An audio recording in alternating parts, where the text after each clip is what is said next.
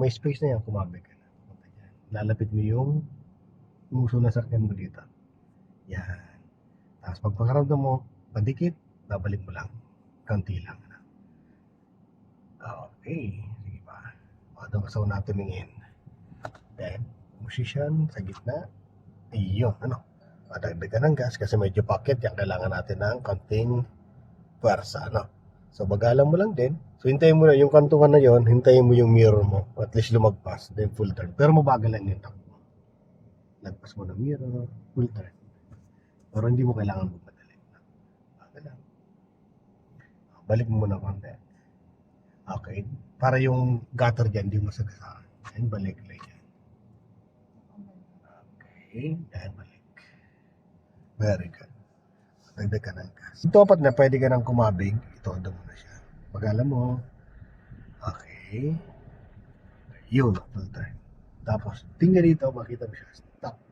Kunti pa. Stop. Isa rin yan, pwede mong basihan. Yung gulong nung katabi. Yan ay katabi. Diyo, silipin mo siya. Nakapoint yan doon sa katabing sakyan.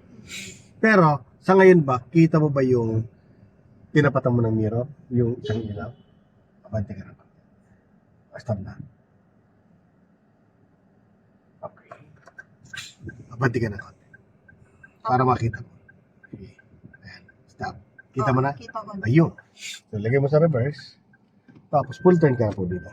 Full turn. Okay. Ganun ang gagawin niyo po. Stop number 2 na tayo. Then, natas tayo.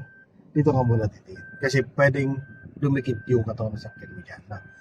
Ilalapit lang natin, pero pag padikit na siya, babalik mo lang manibel. Pero pag hindi naman, kagaya malayo, okay, diretso lang. Pero tumingin ka na sa kabila. Tinan mo kung sasabit. Safe naman. Safe naman. Dito, tinggali dito. Ayan. Okay. Safe din dito. Safe dyan. So, hindi natin na pumuntay ka lang sa pin mo sa kulit. Katipa. Ayan. Katipa. Ayan, patay na. 1, 2, then atras.